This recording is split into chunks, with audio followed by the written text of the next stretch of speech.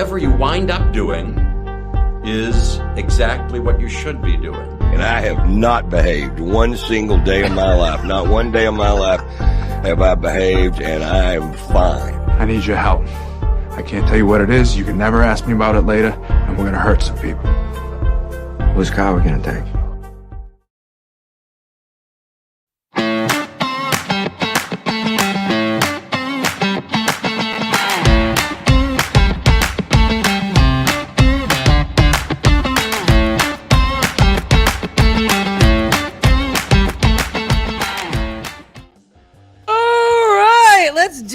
People, day after Halloween. Can we? Is that all right? Can we do a show? Good Lord, I'm tired. And you know, it's not as if Kim. Welcome to the Nikki Medoro Show. The day after Halloween, which should just be a universal holiday as well, because it was exhausting. I hope everyone had a fabulous time. We had a great time. My parents' neighborhood did not disappoint. It was literally insane. You know what I find funny is that now that we're the neighborhood, and it's been this way for a couple of years. I was talking to our across the street neighbor who is normally in Florida for Halloween. She's like, we have been in Florida for Halloween for so many years. And I looked at her and I was like, well, this must be a shock. She's like, yes. And like, she's like, she got like such an amateur, right? Just doesn't realize what's been going on for the past several years. She like bought like a bag. I was like, we have so much candy and we went through it so quickly. It was a fabulous Halloween. Nothing bad happened, at least in my neck of the woods. I hope that it was safe for everyone else out there. I know that there could be some things that can happen on Halloween, but overall, it was really, really nice in my neighborhood. So, now Dylan was in the Halloween contest. I know some of you were emailing me. Did he win? Did he win? Our streak is over. Oh, no. Did not win. No, he did not. Although I will tell you, some of the kids were coming by getting, candy last night, and they kept going, Dylan should have won. I was like, who won? A kid that was dressed up as Steve Harvey. Oh, was it a kid of African American descent? No, it was not, but they didn't do blackface or anything. Okay. I think it was just like they wore the I was big gonna mustache. Be like, oh, that could be bad. Yeah. That was my husband's first comment too. They're like, so a kid with blackface won, and Dylan's like, no, he did not wear blackface. No, kid. Right. And then a kid that I guess dressed as the principal's kid. I don't know if that's like a school joke or something. I don't know. Huh. And then Papa Smurf. So that was first, second, and third, I guess. Right. That won. He did get to do the parade though. He was a little bummed, and I was like, dude, you can't win every year. Yeah, you know what I mean? True. Like, just be stoked that you were able to do it. I have a ton of pictures. Only had 10 little beasties stop by. Oh, Maud, I'm sorry. I'll tell you this. If I did not go to my parents' neighborhood, I would have been really sad because we didn't apparently have very many trick-or-treaters. We didn't have the lights on because we weren't here. But then when my kids came back, and it was only 8:00, which is kind of late, but not that late. Right. We didn't have any, not one. Cecilia says, does Costco take back unopened bags? I bought too much. I believe they do. They take back dead Christmas trees. So I'm pretty sure. Totally. You know what I mean? Like, I think that you can, which just reminds me, I have a full bag that we left here just in case we came back and we had more trick-or-treaters and we didn't have any. So I have an unopened bag of candy that I don't know what the hell I'm going to do with. But some of you sent me pictures. I have some pictures. Well, I didn't have a picture of Marley dressed up. So this is her as Princess Peach. Oh, she's cute. Isn't that cute? Yeah. It's really, really cute. So she wore that, and she had one of her friends dressed up as Super Mario, and her other one dressed up as Daisy, which I guess is the other princess. Yeah. So she had a great time. Let's see. Steve Lovell, you sent me this, and I do know this house very well. So this is at the corner of a street, and it just draws people. This year's theme was Dead Zeppelin, and so they had this whole wow, yeah, man, it is quite elaborate. Elaborate, yeah, that's quite elaborate. And then next door, oh no, this was in front of the house. They have like the skeletons in the car. He has like some classic cars. See the skeletons there, which was really cool. This is one of our listeners all decked out. Really, really cute. That looks like a video. Awesome. I know, but it doesn't play, so it's just a picture. I clicked on it a million times, like a silly person. They look really cute. They look really, really cute. Let's show you some more. Like some of the houses just did it up, and it was so cute. Look at all. I want to know where everyone's getting all these skeletons. I guess you just get them from the spirit store, but skeletons are the thing. Like the extremely tall Oh, the skeletons. massive skeletons. I And want one. I want every one time so I bad. think of those, I think, what the hell do you do with it for the rest of the year? Somebody was saying that, like we were looking at this house, and I was like, "Where are you putting all of this stuff? Where do you put all this stuff?" It just was really a really cute. Like, look, that's Whoa. just right. Mm-hmm. That is so good. It is such. You have to be really dedicated to climb up to the second story for spider webs. Really. Oh, dedication is an understatement. Understatement. I do have some video though, because the other thing that I saw a lot of were the project. Oh, here's a debate. So I'm walking, Okay. and all of a sudden I see this Mr. Softy ice cream truck drive down the street, and I'm like, who wants ice cream when everyone's getting candy? Right. Apparently, a lot of people. Like I thought you had to order Mr. Softy. I think the guy just came out because he knew the neighborhood was crazy and parked it. One of my daughter's friends got ice cream. My mom thought it was tacky. She's like, that is so tacky that he came out here. And I'm like, it's a captive audience. If somebody does want candy, you can get ice cream. I wouldn't want ice cream. It's way too cold. What do you think? Do you think it was tacky for a business to come out and try to profit off of it? It's a business opportunity. I mean, your business is based on where can I find the kids? Yeah. Right? Yeah. Usually near a park or, sometimes in certain areas where they congregate. Well, tonight, like last night, I know exactly where the kids are. I know exactly right? where to go. Exactly. So he made out apparently because I walked by, it was still light out. And my daughter's friend was like, "Oh, I'm coming back." And I was like, "Really? You want ice cream?" And she's like, "Yeah." And then we did a whole, James and I walking around the neighborhood, right? Checking everything out. And we came back and there was this line. I was like, "Well, obviously it made quite a splash." Now, here's some videos of some of the really cool things. Really cool. Let me take this picture down real quick. Let's see what else we have.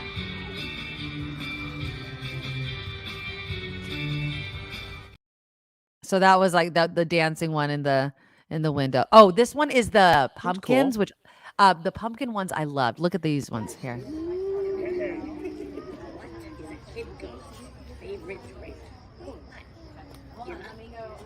Kool-Aid. That's high-tech pumpkins, man.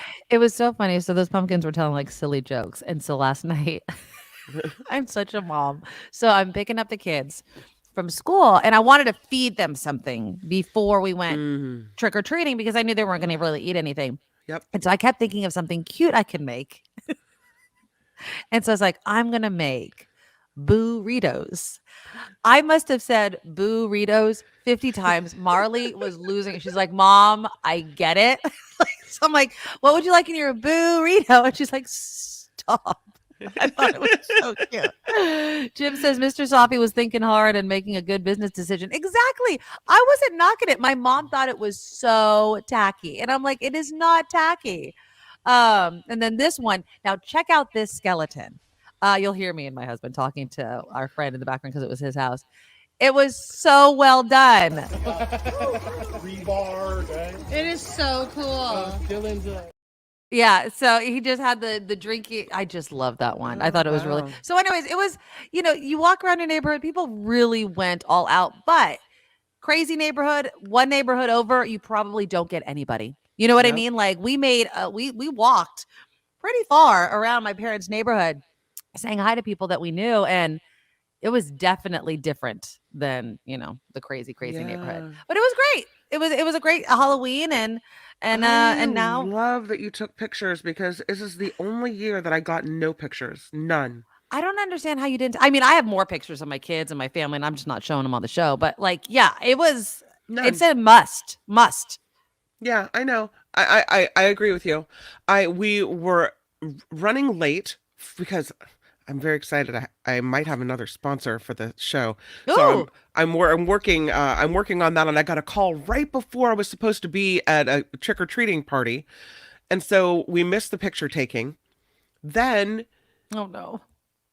There's traditional pictures I used to get, one on my sister's step and one on a friend's porch. Right. And we didn't go there this year. The kids are growing up and they're all going off on their own with their own friends. And so the traditional pictures were gone.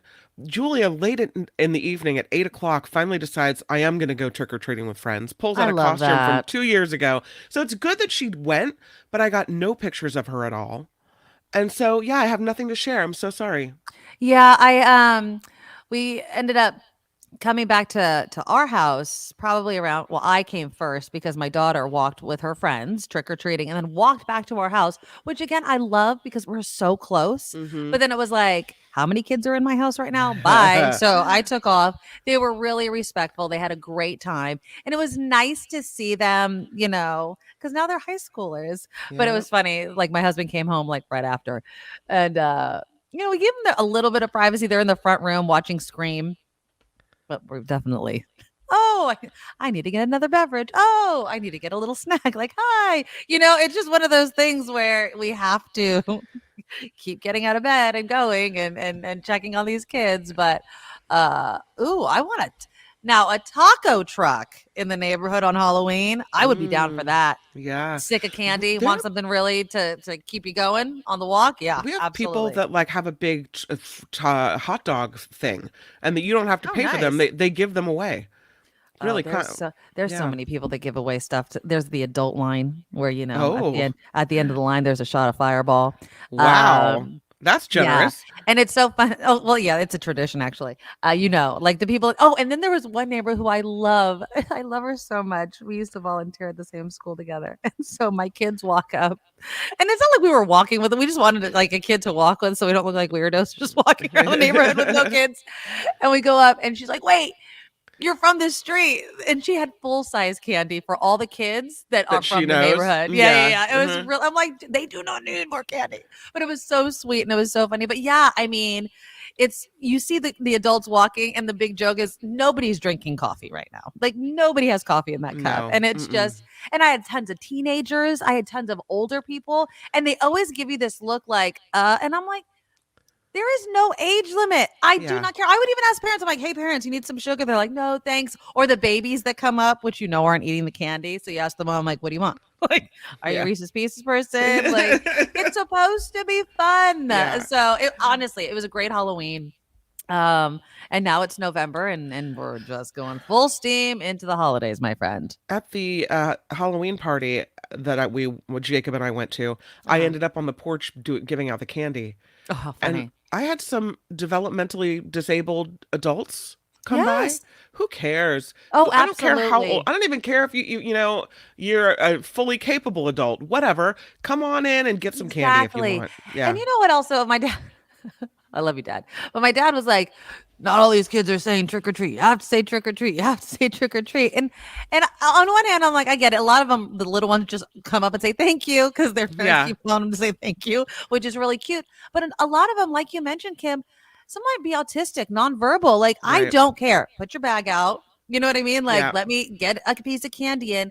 There is no bar. There is no bar. You are here. You are walking up to me. I have a bag of candy. I'm going to give you some. Like, it does not matter to me. And I just want to see the cute costumes. I love the blow up costumes. I always think like the dinosaurs and everything are hilarious. My friend's son dressed up as a big baby, like Boss Baby. Yeah. One of the inflatable ones. Watching him walk around the neighborhood was hilarious. You could see him a mile away. You could see Dylan in his cone costume. That's the beauty of that. The tip of it all. I'm like, I don't have to worry about anybody seeing him. That kid's not going to get hit by a car. Reflective tape, cones. So funny. Yeah, it was so funny. So yeah, I mean, it makes me sad when people say nobody came to my house for Halloween. Find yourself friends that get trick-or-treaters because if I didn't have, I mean, I would be so sad on. I have friends that live in other states. They canceled Halloween because of snowstorms and things like that. We are so spoiled here. So if I would definitely want to be out and about. I love this. Murphy says, whether it's teens or third graders or even the toddlers' parents, are you team chocolate or team sour candy? They love to pick. Exactly. Beth says, no trick-or-treaters on my street. Not enough houses and all the kids are grown up. Wait until those kids start having kids. That's what happened in my parents' neighborhood. Mhm. You know, there was this big lull where it's like people left, they were older, and then all of a sudden all these new families moved in. Yep. And Yeah. it just exploded. And that's what happens. You know, it's kind of cyclical in that way. Now, someone who was asking about returning candy, that's, you know, I think Costco will definitely take it back. I don't know about grocery stores.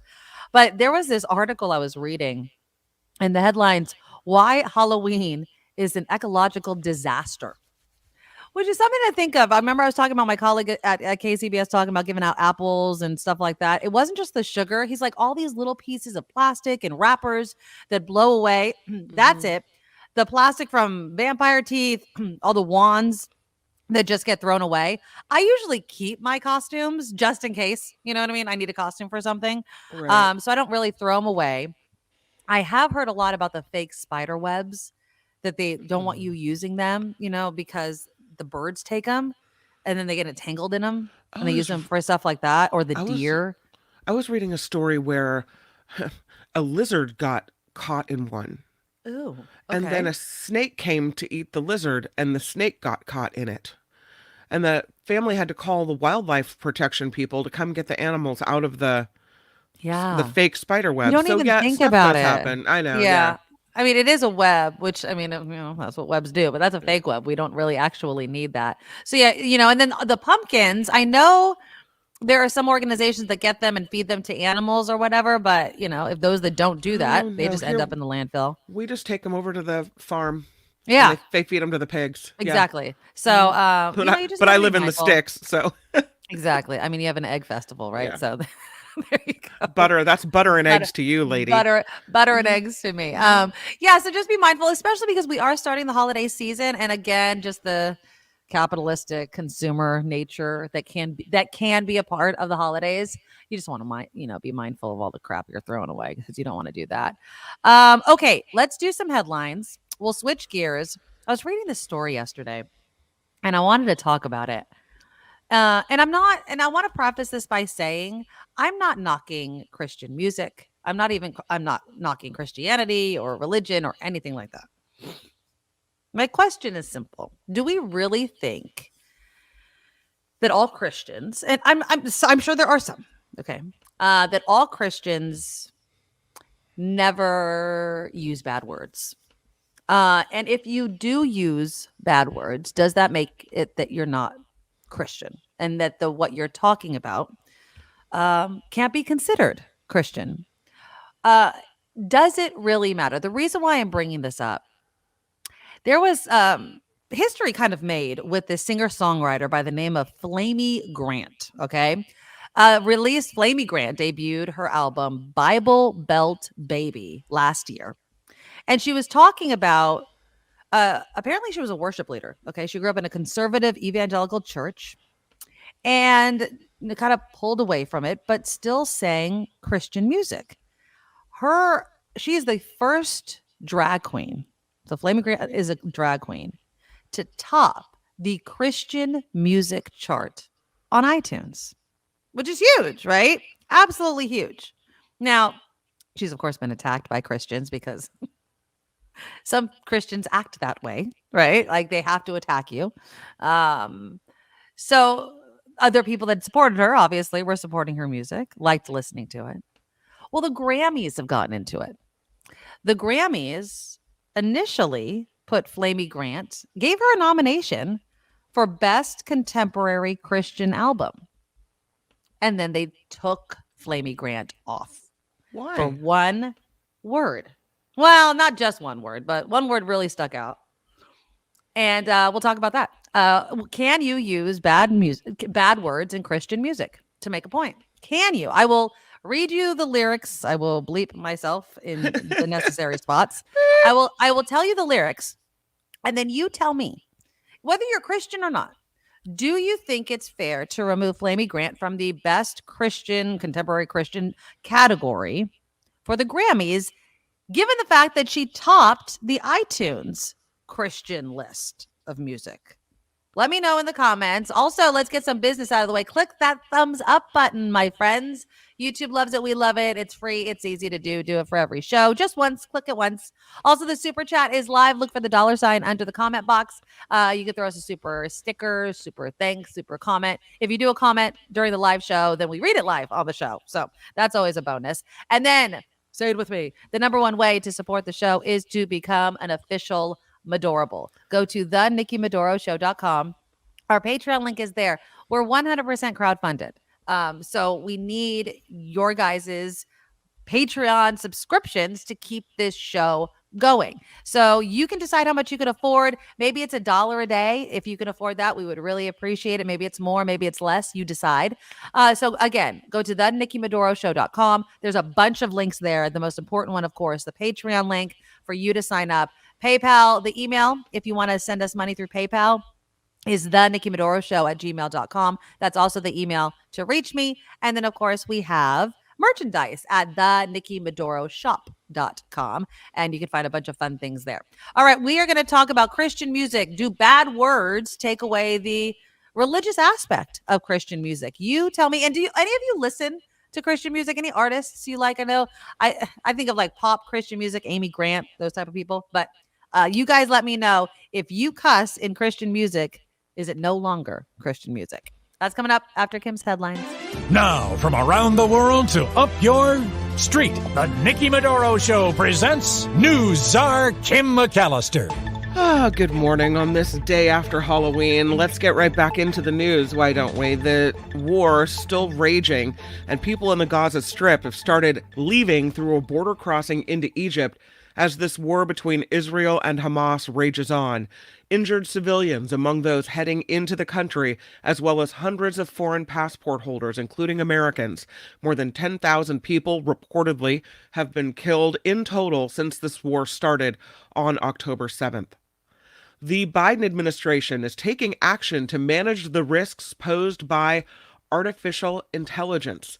Yeah, this is ahead of an AI summit in London. Vice President Kamala Harris called for international cooperation and stricter standards to protect consumers from the emerging technology. This comes after President Biden signed a sweeping executive order requiring companies building AI systems to perform safety tests and share results with the government before launching any products.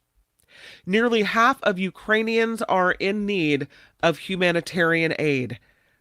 A United Nations official said before the Security Council that millions in the nation need help and have their basic needs met. UN humanitarian director Ramesh Rajaningham said the war, which has stretched on for 20 months, has killed thousands of civilians and left the Ukrainians with unimaginable levels of suffering and horrendous humanitarian consequences. So another update coming soon on the investigation into Congressman George Santos. The House Ethics Committee said in a statement Tuesday that it has contacted so far about 40 witnesses in this case. Yeah, they've also authorized more than 36 subpoenas, and they've reviewed 170,000 pages of documents. They'll be announcing the next course of action on or before November 17th. The New York Republican has pleaded not guilty to 23 charges, including wire fraud and identity theft. Fabulous. Yeah, he's a goner. He goes. Exactly. I mean, how bad do you have to be where your own party's like, you know what? Yeah, you gotta go. Sayonara, sucker. A possible murder mystery is unfolding at Lake Merritt. Have you heard of this? This is nuts. First, I'm just going to preface this by saying, can you imagine being the people that found it? Volunteers with a cleanup crew found a suitcase with a body inside floating in the waterway yesterday. Happy Halloween to you, too. Exactly. They say it appeared to be a man wrapped in a sheet. Oakland police are now trying to figure out how this person died, how long they'd been there floating around in the suitcase, and where the body floated in from. Anyone with information about the case is asked to come forward or reach out to the tip line as Oakland police try to solve this one. My first thought on a Halloween would be it's a joke, right? Right, like it's a mannequin or something. Right, I mean, I don't know if I would take it seriously right away. I'm sure there's a smell, Kim. Unless you open the suitcase, you're like, oh, God. Well, I was watching on Channel 2 this morning. They were interviewing one of the people that found the suitcase, and they're like, when we realized it was a body, which means there had to be a point where they didn't know what it was, which just it totally grosses me out. And it's really sad. Okay, what do you do if you're approaching a waterway and you see a suitcase? Do you open the suitcase? Oh, yeah. Yeah, absolutely. Like Absolutely. But I mean, they had to get it out. I mean, they needed to get it out. I think they were the person they were interviewing had one of those reflective vests on. They were a cleanup crew. Yeah. So it's their job to get that crap out of the water. So if it was my job, I got to get it out. First thought was, oh crap, I wonder what's in there. Yeah. Anytime I see a suitcase, I think there's a body in it. Is that awful? God. I'm not laughing about this. I'm sorry. I shouldn't laugh because obviously somebody's lost their life. But no, I always think the worst. Right. And you know what's funny? Even despite all recent years of news, I rarely think it's a bomb. I always think it's a body. I don't know why. I guess it depends on how big it is. Too many years of CSI and NCIS and whatnot. Exactly. Yeah. I'm like, there's a body in there. Well, street vendors in San Francisco are getting more time before a 90-day ban begins. It was set to start today, got pushed, though, to the middle of the month. Vendors will be moved to sanctioned lots to continue their sales. Officials hope the moratorium will make a difference under a string of violent crime in the Mission District. It comes as the Department of Health cracks down on unpermitted food stands across the city as well. Yeah, the hot dog vendors are getting a bad rap in this one. They one of the news reports I was hearing yesterday, I think, they're like, bacon wrapped hot dogs, don't buy bacon wrapped hot dogs. And I'm like, why do we have to target the bacon wrapped hot dog people? There's all kinds of food that's sold from vendors, from fruit to all kinds of things, right? So, on one hand, I get it, right? They had this one line that I was like, ooh, that's right, where they may not necessarily follow the sanitation rules when they go from money to food, because money is so dirty, right? Like, and a lot of them deal with cash. But on the other hand, it's just like these people are trying to make a living. We make it so difficult, especially in California. I love California. I'm never leaving. This is my home. But we make it so difficult for people to make ends meet, because we try to err on the side of, let's, in this case, like sanitation, cleanliness, keeping people, safe from food poisoning and what have you. On the other hand, okay, can we just give them a permit, do random checks, and just let them make a few bucks? I feel like there's a happy medium somewhere there. I think that's one of the reasons why I don't hold it against the ice cream guy for rolling around on Halloween. Yeah, but it's huge business. I've never. This is funny. They're a regular at my kids' all my kids' schools. You see Mr. Softy everywhere in my neighborhood, and I've never had a Mr. Softy ice cream cone. I'm like, yeah, I'm not in the mood. I'm not a big ice cream person, so. San Francisco, #1 for jobs when it comes to artificial intelligence. I can imagine. Comprehensive IO, which tracks tech job trends and salaries, reports San Francisco beats out every other city with its share of AI by a big margin.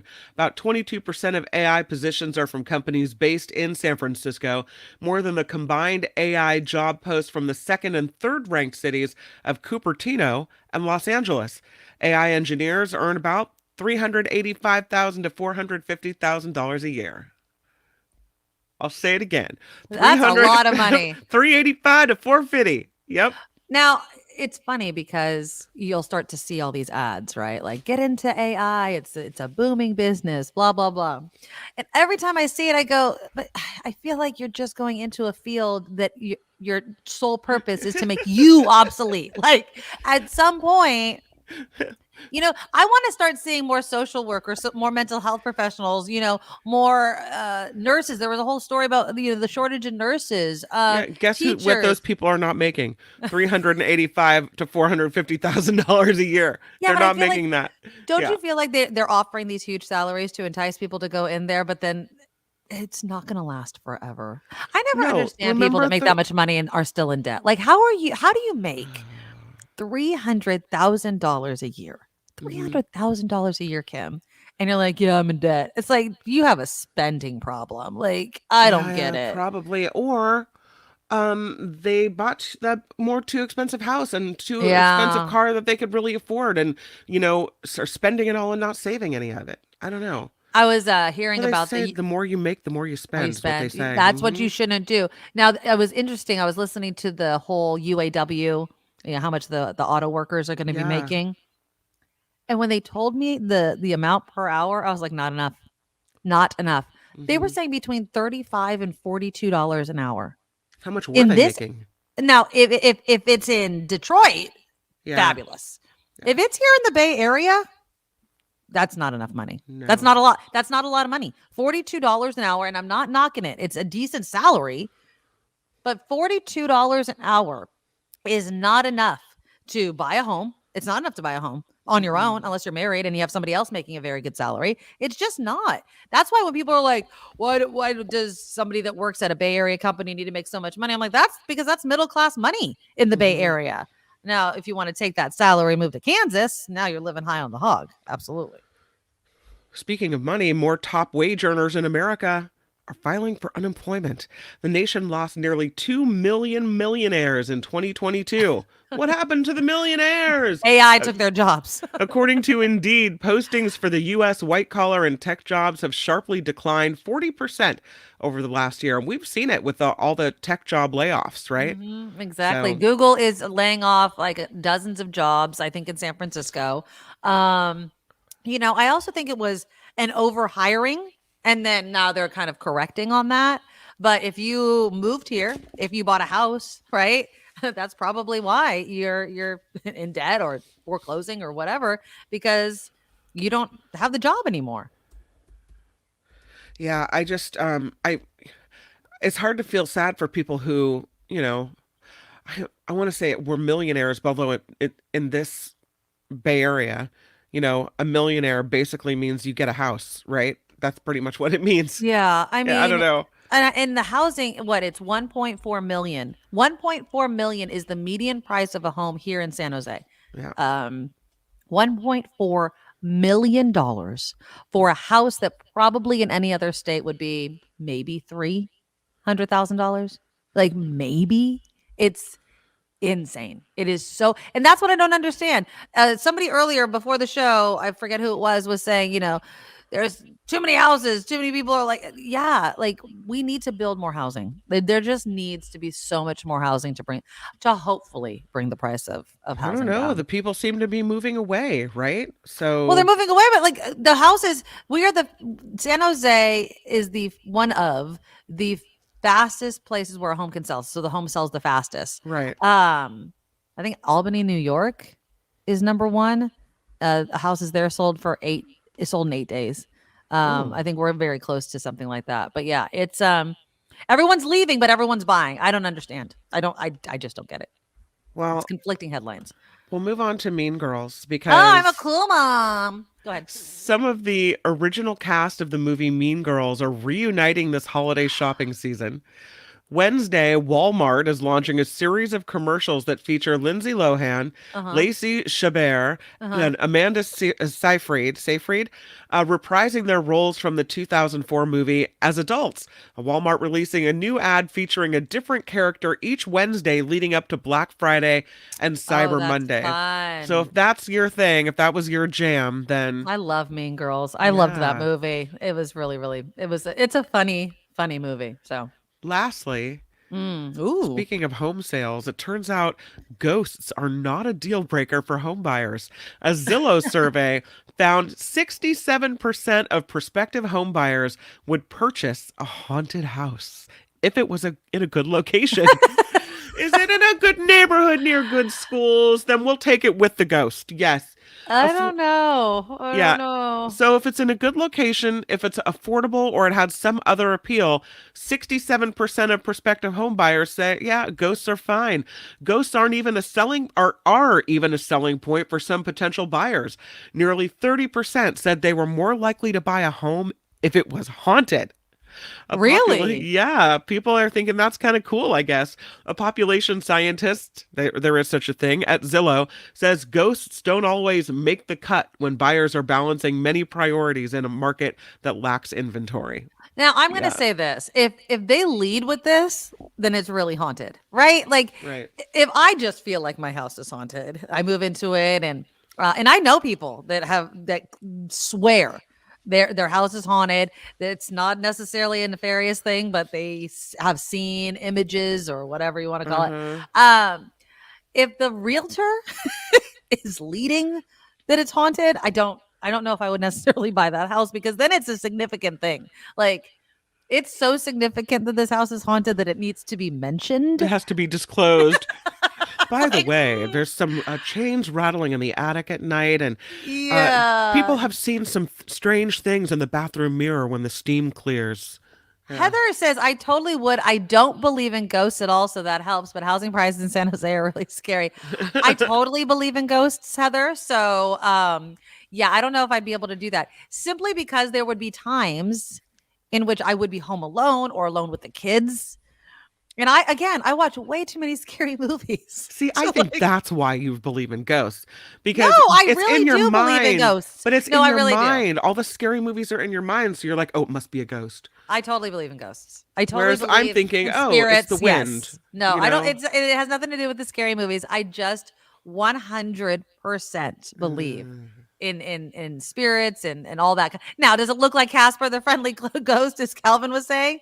No, but do I believe that? Yeah, I totally believe in spirits and things like that. So, really? Oh, hands down, 100%. Not so even. What makes you believe? Have you ever really seen a ghost? No, not that, but I have. So it's like Christmas. You just believe in it? No. As far as like seeing a ghost, no, Yeah. I've never seen a ghost. But do I believe in spirits or, kind of visitors in different ways? Absolutely. Right. Do I Okay. believe that there isn't? I don't believe there is such a separation between life and death. I don't believe in that. So I had a friend that worked for the radio station, one of the stations that we just departed from a year ago. okay, yes. And she truly believes that there's a ghost in her home in Pacifica. Truly believes it. Yes. Says she would be in the bathtub and she would hear doors close. Like she'd be alone in the house and she would hear things. That they named the ghost. That it was such a frequent visitor. See? Honestly. And so you think she's lying? I think she also, her favorite thing to do is visit cemeteries when she goes traveling. So, if you had a ghost that you like were interacting with, you probably would be more open to visiting cemeteries and things like that, because you would see it, your experience, your life experience. See, Kim, people like you get haunted. I'm just letting you know that it's the non-believer. Are you kidding me? People like me are like, yeah, no, I'm not buying what you're selling. Yeah, you're very skeptical. Yeah. It's similar to how I feel about intelligent life or, aliens or whatever the hell you want to call them in outer space.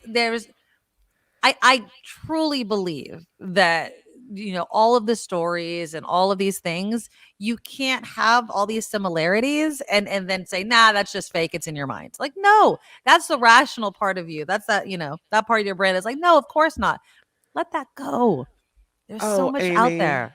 Amy, I'm putting the thing in the chat so you can come in and tell us what happened. Okay. There My house it is is. 100% haunted, Amy says, and we just had an occurrence last night. There's all the right, link. Amy.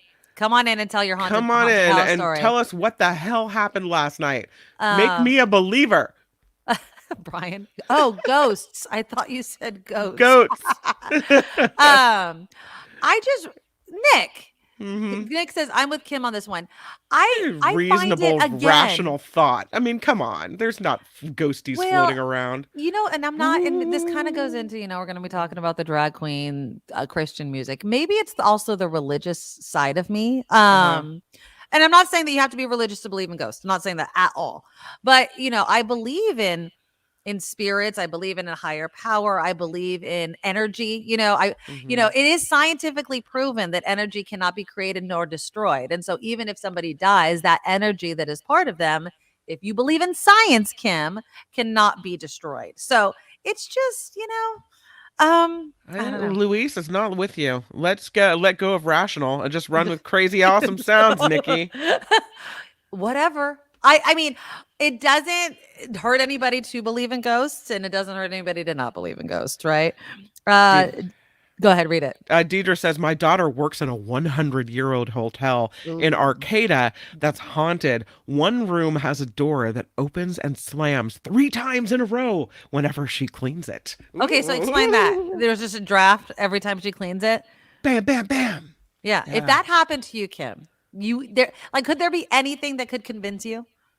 I don't know. I'm not sure. If I maybe heard it. Right. Don't freak. Maybe my mind is just not really willing to be freaked out. You go to the scary place and I don't. Beth Farmer says, I heard my grandfather's footsteps and his breathing. He stopped at my bedroom door. See, Beth, you don't have to say it like that, like you're telling a scary story. door. This is facts. These are facts. Amy's driving, so she can't talk. Okay. Oh yeah, Deidre says she closes the window to make sure there's not a draft. See, people try to use logic to explain it. And I know you don't like watching scary movies, but the Conjuring series and the Annabelle series, it's based on the Warrens, who deal with spirits. They're documented people that have done this and have had interactions. I feel like it's a little naive to think that there aren't spirits out there. I just do. I think that it's really naive. Harry says, I'm a firm believer in spirits, especially at the Red Jack. Yeah. I'll have some spirits with more spirits. Yeah. This I can get behind this. Gordon says, I believe in reincarnation. So Julia is named after her grandma Julia, a woman who she never met. Okay. Grandma Julia loved to do the New York Times crossword puzzle. She loved asparagus. That was her favorite food. Okay. Julia loves asparagus. In the last year, she has been doing the New York Times crossword puzzle just on her own. Found it. She also loves old people music. Huh? See? In our car, we're listening to Frank Sinatra and big band music. I think she is reincarnated Grandma Julia. So you'll believe really in reincarnation. Something strange there. I can't explain it. Which is a transfer of a spirit into another human body, right? To live again, right? Yeah. So you'll believe in that. Yeah. But it's too far to believe in a spirit without another body. Oh, Amy says, we had a picture fly across the room and our fridge opened and half of our food was flown across the kitchen. Are you kidding me? Amy, are you serious? Amy! I would be moving if that actually happened to me. Amy, you have to not do so many edibles before. How dare you, Kim? How dare I? I'm kidding you. I'm kidding you. How dare you? Half your food was thrown across the room from your fridge? Wow. John says, I used to not believe in ghosts. Then I lived in a very haunted house where the family before us disappeared. Ooh. Then I saw a cabinet door open and slam shut. And then that convinced me. That's really creepy, John. See, Kim, are you starting to believe? If I thought I was feeling my father's spirit, I would just tell him to stop scaring me. And usually he does. Wow. See? Deidre says again, when I lived in Memphis in the 1970s, we lived next to an 1800 cemetery. We had a ghost that floated by our window almost every night. What did it look like? Like a traditional ghost or just some weird, like, what's a traditional ghost in your mind? Does it have a sheet with eyes cut out? I mean, what does that look like to you? Well, yeah, or it's just kind of like a transparent see-through thing, or maybe a transparent see-through person, like a person you can reach through. I don't know. Yes. Like they can like just float right through you. Yeah. Harry, thank you so much for the $5 donation. I believe, Amy, same thing happened to me after too many spirits. Good one, Harry. Good one. Deidre describes it as a white, shadowy figure of a person. Oh. Yeah. I mean, I don't want, here's the thing. So Donald says, gee, I wish a ghost cared enough to haunt me. I think everybody feels that way if you believe in ghosts until it happens to you and then you're freaked the heck out. You know what I mean? It's like, I don't know about that. I don't want to be. I would rather have what someone was saying about breathing in the ear or just the sense that they're in the room. I think I'd be down for that, but not seeing something. I think I'd be freaked out. John says, I always try to say it was something else and try to convince myself that I didn't see what I saw. My father told me he would be lying on the bed and the bed would just start shaking, like jumping on it. Oh. See? Now, are all these people, John and everyone else, Amy, they're just making it up in your mind? That's what you're telling me, Kim. I think I want to think. All right. I'm not saying you guys are wrong. I want to think that some people are just more prone to accepting things that don't make sense. Whereas Some other people are thinking, there has to be a logical explanation for things, right? But you it's say very logical. hard if your refrigerator opens and your food is flying across the room. I mean, is someone controlling it with like little strings attached? Is your housemate messing with you? That's what I'm thinking. No, I mean, I just feel like, Amy says, swear to God. But Randy says, go go ahead. ahead. Amy says that we have had the ghost for 18 years. It's not new. Usually slams the door, unlocks bolts, super creepy, but not a bad energy. Oh. And then what did Randy say? I don't have it anymore. Randy says, there are no ghosts. The people see what they want to see. I'm sorry. If I see food floating, I'd be like, put it back in the fridge, please. Heather's like, it just doesn't make sense. Where is the actual proof? That's what I want to know. Well, people are I'm telling you, I saw this, and you're saying that's not proof. Right? Mario says, I used to live in a house with a basement, and at night we could hear furniture being dragged. See? Also, important to note, the basement was locked, and we rarely went in there. I'm never going to buy a house that has a basement. Right? It's like, it always happens in homes that have attics and basements. I mean, I have crawl spaces and stuff like that, and that's as freaky deaky as I want to get. No. Oh. IJ says, I'm going to start a real estate company that only sells haunted properties.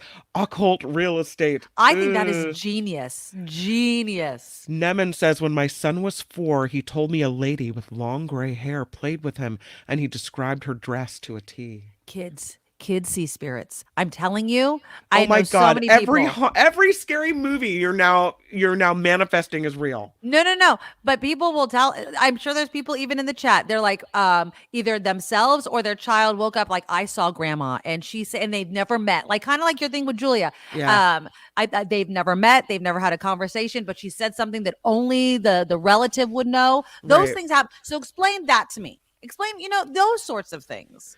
SJ Lola says, our ghost isn't malevolent, just objects appearing where they shouldn't be. See? I mean, I don't know, man. I think that I choose to live in a world where there can be many different energies and spirits and realms. Nemen says the 4-year-old child described his grandmother or her grandmother. Yeah.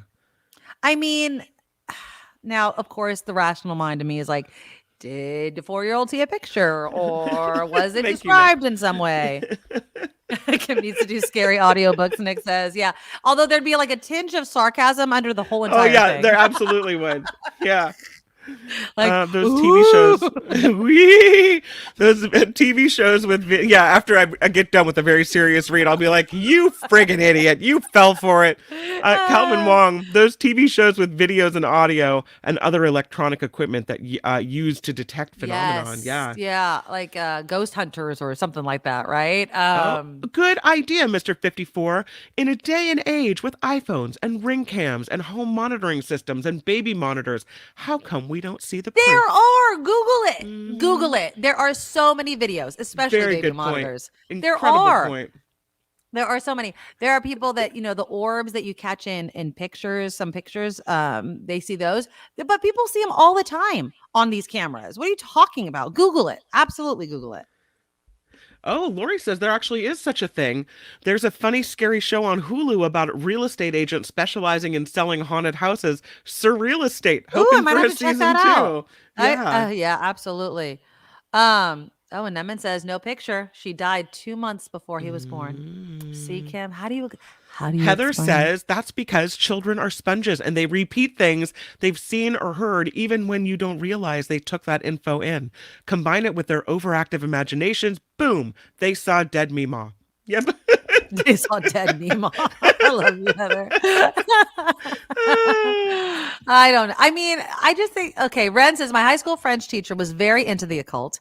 After things started flying across the room, she burned her tarot cards and Ouija board. Ooh. She warned us not to mess with the occult. Yeah, that's like the start of every horror movie there is. Don't not mess with the occult. Mess and then with the Ouija board. And then everyone's like, where's the Ouija board? Exactly. Tell me not to do it. Tell me not to do it. I love the fact that everyone has such strong feelings. And I feel like we're really split. There's some that agree with you and there's some agree with me. But I choose to live in my world, Kim McAllister. I choose to live in my I world. think we all go to that dark place where we have so much media coming at us that sometimes we can't help think it. And even I, logical, reasonable person that I like to consider myself, will sometimes think, I bought my house from my neighbor. Mm-hmm. And because I remember I grew up right next door, right?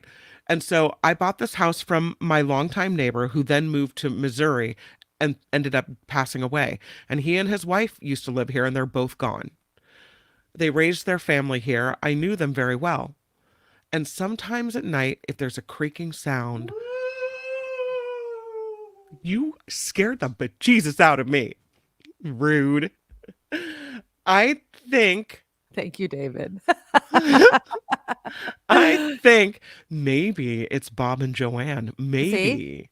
So, and I don't really believe that, but there are moments in the dark where I wonder. Right? Because we are all bombarded with this, unrealistic sense of these scary things that probably are not based in any fact. Are we so separated though? Like someone had mentioned Native Americans and shapeshifters earlier in the comments. Right. Are we so separated from the earth and the heavens and everything in between because of technology and everything else that you're talking about that we talk ourselves out of what is actually happening? I mean, I just truly believe that there are so many different realms and energy and things that we can't see. Look, I can't see the air. I know it's there, right? I'm breathing it in. And I think the same thing can be for spirits. I can't see it, but I can feel it. It's real.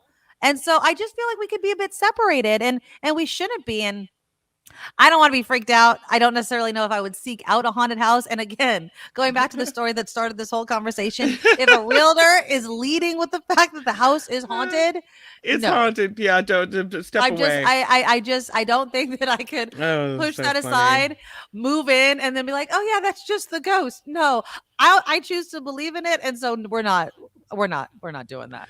That's pretty funny. Well, that was an impromptu conversation. I'm Kim McAllister. This is the Nikki Medoro Show. This show is crowdfunded, and we thank you for all of your support. Yes, Find us at do. thenikkimedoroshow.com. We're the Patreon and the PayPal link, and it's MEDORONIKKI, thenikkimedoroshow.com. It is. Thank you. There you go. All right. I love our tangents that we go off on. It makes the show way too much fun. Okay, well, let's talk a little bit about music, shall we? I'm not a Christian music listener. I remember Hillsong Church. They would bring in like rock stars and everything like that. There was a whole documentary about how the leader of Hillsong went, of course, down the tubes. But I do believe that music, especially in the form of worship, is very important. Absolutely. I think that, and there's nothing wrong with having songs that praise whatever you choose to believe in, whether it's the Christian God or whatever, right? I mean, music can make you feel something that maybe the spoken word just can't do. Okay, so I'm not knocking Christian music, and I really want to lead with that explanation because I'm really not knocking it. At the same time, who gets to own what Christian music should be? Is it the people that are part of the church? Is it the people that believe? And if they use certain words and phrases, are they no longer considered Christian or can sing Christian music? Now, the reason I bring this up is there is a drag queen by the name of Flamy Grant, which is a play on Amy Grant, who was a pop star Christian singer who, she kind of blended over, right?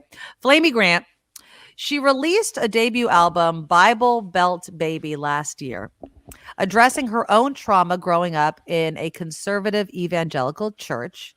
And her goal was to show that a Christian album could be welcoming to everyone. Now, obviously, she got pushback within her own religion. She was attacked by this guy named by Sean something or other. I forget his name. Anyways, when she came out with the album, another Christian artist came forward, Sean something, and was saying, oh, this is the end of times, blah, blah, blah, which I'm sorry. There is a certain segment of Christian people that just are waiting for the end of times, right? To just look at everyone and say, see, we were right. I just feel like that, but that's a side note. Anyways, because she was getting all this pushback, a lot of people and supporters were listening to her music so much so that it topped the iTunes list for Christian music, which is huge. It's never happened before. When you get that much attention, the Grammys start to notice. And apparently the Grammys had put Flamy Grant out of the Christian rock category and put her in pop music. Okay. And what they said was, a Grammys representative said Bible Belt Baby was moved because, quote, recategorizing recordings with explicit language or content has been a standard practice for the gospel and Christian music genre committee, given that gospel and Christian music field consists of lyrics-based categories that reflect a Christian world view. Now, Flamy Grant pushed back on this. She said there were no instructions about explicit material for that category. I'm very used to gatekeepers in the worlds of church and Christian music. That's a big part of why I dedicated myself to this work, but I never expected to encounter religious gatekeeping at the Grammys. Now, do you think it's right for the Grammys to move Christian music? I mean, it's called Bible Belt Baby. She sings Christian music simply because she uses explicit language. Do we really feel that Christians, and I know there's probably some, but you think that no Christian has ever used a bad word? But then there's certain words where you're like, maybe. So here's the lyrics. One song on the album Bible Belt Baby is called Esther, Ruth, and Rehab. And it's described as a celebration of women in the Bible and a critique of churches that have suppressed women's voices, which is true, right? Women can't become priests, right? In the Catholic Church, they definitely can't. Here's the lyrics, okay? And so I'm going to bleep the end. It's a couple of lines long. In the church where I was raised, all the women hid their hair with what can only be called doilies made of lace. They sat beside their husbands and they never spoke a word because public prayer was not a woman's place. But literally any man was welcome to stand up, and for an hour we would listen to them talk. So I guess the lesson there was God would only hear a prayer if it came from a person with a C word. It rhymes with talk. Okay. So wait, a person with a C word that rhymes with talk. It's a bad word. It rhymes with talk. And it's a man. Oh, I'm with you. Okay. Took me a second. People.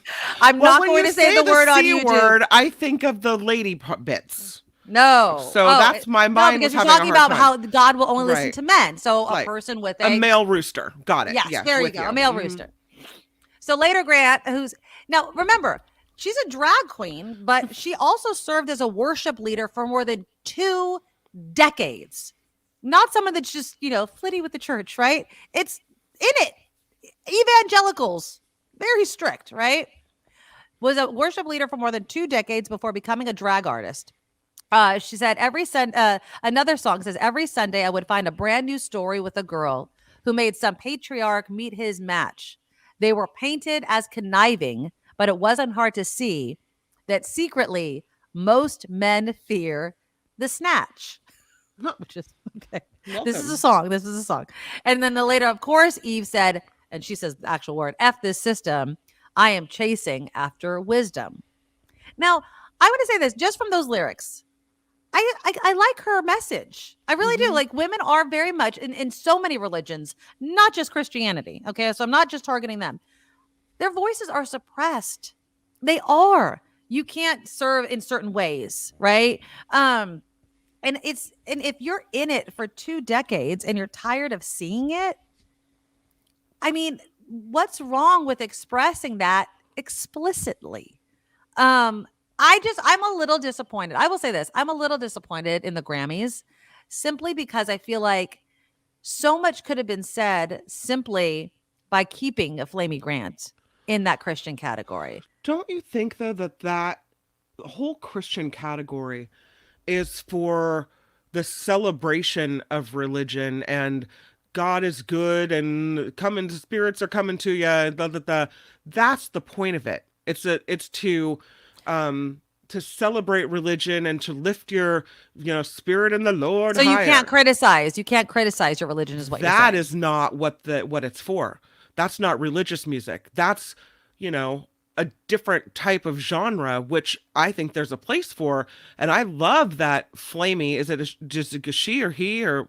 Well, drag queen. So when it's when we're talking about Flamy Grant, she. So I love that she questions not religion necessarily, but the system of religion. Right. So you can be spiritual, but it's all about, how religion is set up to push women down, and separate us. And so I appreciate the message, but that's not religious music. Religious music is, I feel the spirit of the Lord in my heart. But can you feel the spirit of the Lord in your heart and still criticize, the man-made rules that may come with your religion? I mean, that's kind of my point. I feel like, in my opinion, because I know people feel very strongly about the rules and the rituals within their own, whatever religion you're part of. Okay. But in my opinion, man-made rules separate people from what they're supposed to be worshiping, which is whatever God, energy, spirit that you believe in. These are, they are so, in my opinion, blatantly man-made rules. So when you're suppressing women's voices or their role within the church, that's not ordained by God, in my opinion. That is a man-made rule. But and I'm allowed to speak out on that because I am still part of this religion. Does that make sense? But are you part of that religion? If you're questioning the system of the religion, are you part of the religion? I think people that are headed to a Christian concert for the night don't want to be questioned. They don't want to have their faith questioned. They don't want to have the systems questioned. They just want to go and have Jesus in their soul and be lifted to a higher height. Yeah. They're not looking for, is it all really real? Look what they're doing to us. Look how they're not letting the ladies speak. That's not what they're about. They're not questioning these things. I hear what you're saying, but see, I think that the way you're putting it is, we're protecting not the God aspect, not the point of religion, in my opinion, right, but the system in which was man-made to control certain people. Right. Now, Vilma makes a good point. She's like, I like the message, but not the words. I don't want Christian music to go by the way of rap music. Could Flamy Grant have made her point? Are there other words that rhyme with talk besides that word? That, you know what I mean? Could she have made her point without using the vulgarity? Perhaps. Obviously, using the vulgarity gets ears and eyeballs and things and attention, right?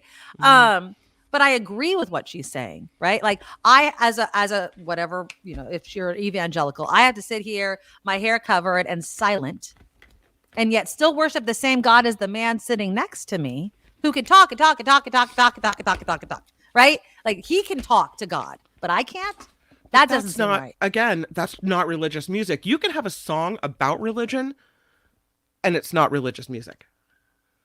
Yeah, right? I guess. I see that. Jim says, I agree with Kim. If a Christmas song was singing about the slavery of elves, I think it's not a Christmas song. well, we're in a different category, right? Yes, yeah, exactly. I mean, but again, and then it's the Grammys, though. Like, why is the Grammys getting involved? If Flamy Grant topped the Christian list of music, and that's how you're basing it on, is sales, then why take her off? Why is Grammys involved in it? There also might be some type of pushback on the fact that she's a drag queen or trans or what have you. Drag queen. Right? I don't queen. She doesn't say that she's trans. Yeah, so drag queen. Yeah. Maybe, there's the Christian category doesn't want someone who's a drag queen winning the category. Yeah. So maybe it's a bit of bigotry and a bit of, this isn't really Christian music. And she is still up for a Grammy, but now she's in the pop category, which, Lori says, there are many sects of Christianity. If you believe Christ divine, you're Christian. So most people I know are Christian and most swear. Evangelical office mate more offended by JC or GD than the S word or the F word. I hear you. We used to work with a woman who was a born again Christian, and she would recount her weekends trying to attract fellows at bars and having sexual relations with them out of wedlock. How Christian is that? Now, I don't have a problem with that. Go get it. Do what you got to do. But then, Get yours. and then talk to me about, in the next breath, how the Christian service was so wonderful on Sunday, and how she knew it was hypocritical to have these desires and also to, to go to church and do these things. Like, it's not my problem that you're a devout Christian or what you believe. And it's not my problem that you go to the bars and, pick up on guys. Whatever floats your boat. Right. But you can't put those two together, and then I don't know how you live your life if you... I don't want you judging me then. That's my whole thing. It's like, you could do whatever you want, right, but don't you dare judge me or, try and put rules on me that you yourself don't even follow. And to say that you believe, because are you really believing in what it is, or do you just feel like you should go to church? I don't know. Oh yeah. Well, there are definitely people that check the box. You know what I mean? Like, and I get that. And I think that there's always going to be contradictions and hypocrisy and obviously a failure to live up to whatever rules your religion says you have to follow, of course. But Dead Mima is judging all of us for this conversation. Sorry, Mima. But yeah, I would have liked if, I don't know, the Grammys would have stayed the hell out of it. Like, if you base it off certain things, because they started with putting her in that category. It wasn't as if they were considering her. Right. They nominated her for that category and then went back on it. And I think that's the crux of what bothers me the most, is like, stop. Just if you think that, every Christian that listens to Christian music doesn't cuss, doesn't say the C word, doesn't have sex out of wedlock, like, we don't have to be so strict. You're the Grammys. You're not the church. So, well, part of being a Christian is accepting that humans are sinners, right? Right, exactly. And that Jesus died for our sins. So I don't know why we're arguing about everything, but yeah. Okay. Well, that's that. I appreciate you guys like kind of going with me. It just bothered me to no end. But you know what I'll also say? The Grammys bother me with all their freaking nominations all the freaking time. So, they can never seem to get it right. Okay, let's do a few headlines if you're ready. And then I want to talk about Oakland. As the old song goes, Oakland's got 5 on it. They want to pay you. Well, not pay you, but give you quite the deal in order for you to go out to Oakland to hang out. Is it genius or is it just not enough? What would it take for you to go to Oakland or San Francisco for a night on the town? The holidays are coming. This is a big tourist time. So I think today the ice rink opens up in San Francisco. If you know that, there's a problem with, let's just say, homelessness, drug use, car break-ins, crime, things like that, what would it take for you to go out, drive somewhere, park your car, and do all of those things? Because I don't know if it's going to work. I'm really curious to see if Oakland's idea is actually going to work. Because some people just won't step one foot into San Francisco, Oakland, or some areas. I also think some of those people haven't stepped foot in there in years and are making a judgment based on the news. But you tell me, what would it take? And is it simply parking your car safely that would get you to go back to the city? Click the thumbs up button to show your support of the show. We will debate that next right here on the Nikki Medoro Show. Now, from around the world to up your street, the Nikki Medoro Show presents News Czar Kim McAllister. We're going to start with former President Trump this time around. I know. You're so excited to see his face that I'm going to pull up a picture. I love Kim's choice of Trump pictures because they always make me laugh. Okay, let's see what awful picture Kim has chosen to display for us. No, I might have to disappoint you. Is it a good one? It's spinning around and it's not loading. Oh, the Wheel of Death. I got the Wheel of Death. I might have too many pictures in there. I think that might also be the problem. I put up a lot of pictures today. Let's from put him Halloween. in court. I got one. Let's put him right in court. Here he goes. This isn't a really good one, but it's good enough for what I we're like talking to see him about. right there. I mean, I'd rather see him behind bars, but right at the defendant's table. Former President Trump is continuing to criticize the judge presiding over his New York civil fraud trial. On Truth Social, Trump called the judge, Arthur Engoron, crazy and unhinged for the decisions he's made so far. Dude, you're under a gag order. I know, but when does what he says gonna get his butt in jail? Like, So when does far, that happen? He's been fined twice. I don't want him know. to be fined anymore. One more time, you're in jail. That's what I How want. many fines do you have to have in order for them to put you in jail? Like 3 fines and that's it? The next one is a lockup? I don't know. Right. Well, Trump claimed the judge was biased and orchestrating a politically motivated attack on him. He also complained about the gag order Engoron placed on him. The former president violated the order already. He's had to pay a fine. Trump being sued for allegedly inflating his assets in financial statements. Yeah. Okay. Meanwhile, at this trial, one of former President Trump's children is expected to testify today. Donald Trump Jr. is taking the stand. Donald Trump Jr. to testify in the case where the former president and the sons are being sued for allegedly inflating assets in financial statements. They have denied all wrongdoing. Two of Trump's other adult children, Eric and Ivanka, will be next up to take the stand in the trial, which is now in its 5th week.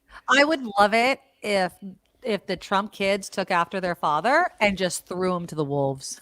Because that's what he would do. He would sell them up the creek so quickly. So quickly. He would not. You think he would fall on his sword for his own children? Never in a million years. I mean, I don't think so. I don't think they'll do it because that's where the money is. Exactly. You don't bite the hand that feeds you, right? Nope, exactly. I don't know. Open enrollment through the Affordable Care Act is underway. A record 16.3 million people signed up through the health insurance marketplace last year. The open enrollment ends on December 15th. Sayonara, Trump. We're talking about something else. Sucker. Kentucky Governor Andy Beshear, have you heard this story? He's declared a local emergency after 2 people became trapped in the collapse of a 10-story coal plant. Beshear posting on X this morning that a number of teams are on the scene working to rescue the workers trapped at this plant in Martin County. Scary. Yeah, that is scary. Oh. Closing arguments scheduled today in a fraud trial of former crypto billionaire Sam Bankman-Fried. Attorneys for the FTX founder rested their case after Bankman-Fried completed his 3rd day on the stand.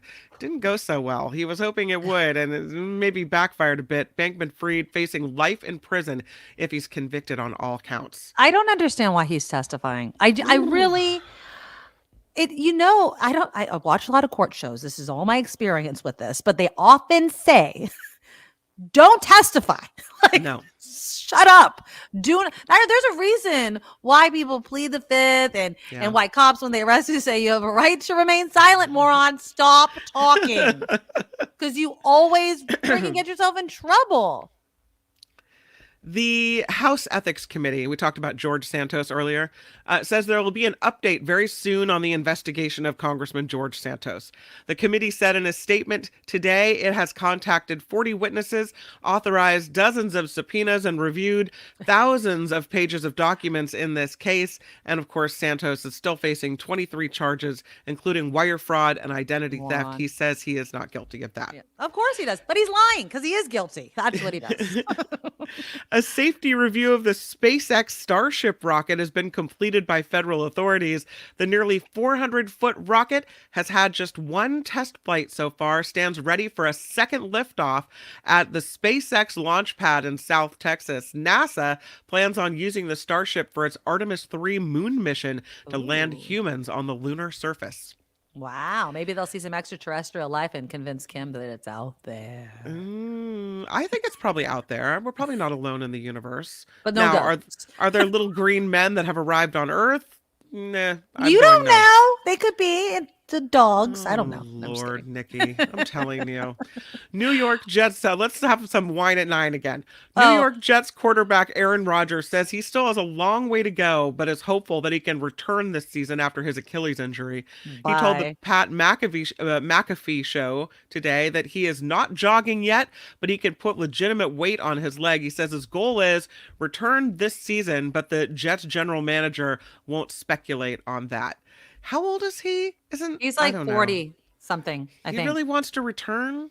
Yeah. His ego, he totally well, because it was such a joke when he did return. He got injured, in the first 10 seconds of the game? So, yeah, Aaron, just go. way. He's just annoying to me just because whatever. But yeah, just a couple, just because you just did a Jets story. And that's my brother's team, my team. Chase Young for the Niners, great deal on Chase Young. And the Raiders firing their coach and GM just makes me laugh and smile. One more sports story for you. Oh, The Rangers are looking to lock up their first World Series title in franchise history. Where do we stand?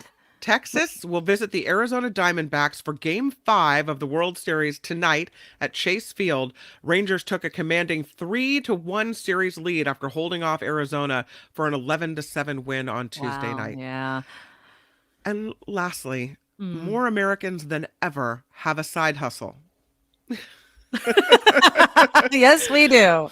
According to the latest survey from Pinger, never heard of them before, 67% of Americans have a small business, do freelance work, or both. And 75% of those respondents say they work as an employee for another organization. But we all seem to, many Have of a us, side hustle. have a side hustle. That's so funny. Right. I was gonna include this story, but I didn't. It came out last week. This woman went viral on TikTok because she's like, I am not working a second job. Now, not a side hustle. She's like, if I work full time, I'm not getting another full time job. She's like, I need a life, and it's just not going to happen. She's like, I will figure it out, but I am not working 2 jobs. And that's the whole. People are like, oh, if your first job doesn't pay you enough, get another one. It's like, when am I supposed to live, sleep, eat, be with my family, do any of those things? Like, you have to figure it out. Now, I love this show. And obviously I got the job in San Francisco because I needed more income. But yeah, it's just, you have to figure out a way to have everything. You have to have a life. You can't work 24/7. Nobody wants to live like that. That's ridiculous. No. Although there would be some who would argue, listen, work while you can, because you're not going to be working into your 70s, 80s, what have you. So if you need a retirement nest egg, this is the moment, where you can take these side hustles, where you maybe can forego going to the movies or on vacation and work, because you're going to need that money later. That as long as you live that long. I know. Yeah. As long as you live that long. Look, there has to be a balance. I do not want to work, and never take a vacation, never wake up on holidays. I don't want to do that because I could walk out my front door and die. And then what did I do? I saved all that money that I'm not going to spend. Well, and you've heard of people who worked, and then they get to retirement and they croak like 2 days later. Exactly. I mean, I don't want to be a downer about it, but you know what I'm saying? Then they come back and haunt us as ghosts. Exactly. You didn't spend the money. I'm Kim McAllister. This is the Nikki Medoro Show. Woohoo! Yay! And again, you guys go to the NikkiMedoroShow.com. Sign up to be an official Medorable. I saw this comment earlier while Kim was doing the news, and of course I lose it because you guys. Oh wait, it's right here.